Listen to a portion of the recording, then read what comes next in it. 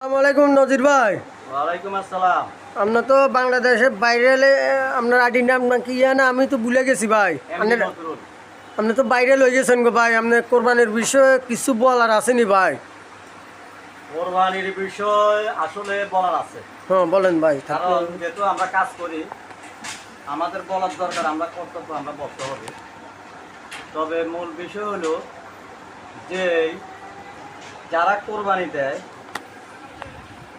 তারা তো দেয়, আর যারা কোরবানি দিতে পারে না তারা মনে করেন প্রত্যেক বছরে একবার গোস্ত পায়। কোরবানি ঈদের দিন নয় এক সপ্তাহ গোস্ত খাইতে পারে, আর পৈশলারা যারা আছে তারা দেখা গেছে সপ্তাহে 2-3বার গোস্ত খায়। ডেলিও খা সত্য কি না? ডেলিও খা সত্য সত্য আদি কলেজের ঘটনা। যার গো আছে তারা খা। তারা খায়।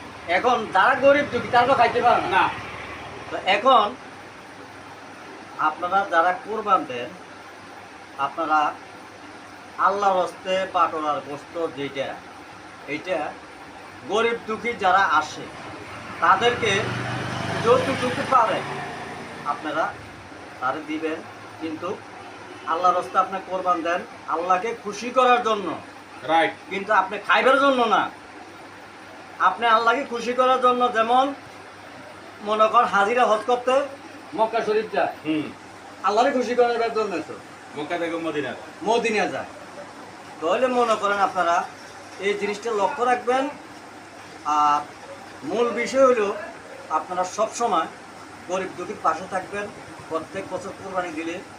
আর কোরবানির গোস্তটা আমার মনে হয় যত সম্ভব আপনারা যে এখন নতুন একটা নিয়ম কারণ কথা যে 2-3 বছর এটা বাদ দিয়া যদি আপনারা যারা 5 জনে দেন, 3 জনে দেন, 8 জনে দেন, 2 জনে দেন, 3 জনে দেন, তাহলে ওই গোস্তটা যখন মনে করেন মানুষ যাইব তখন 1 কেজি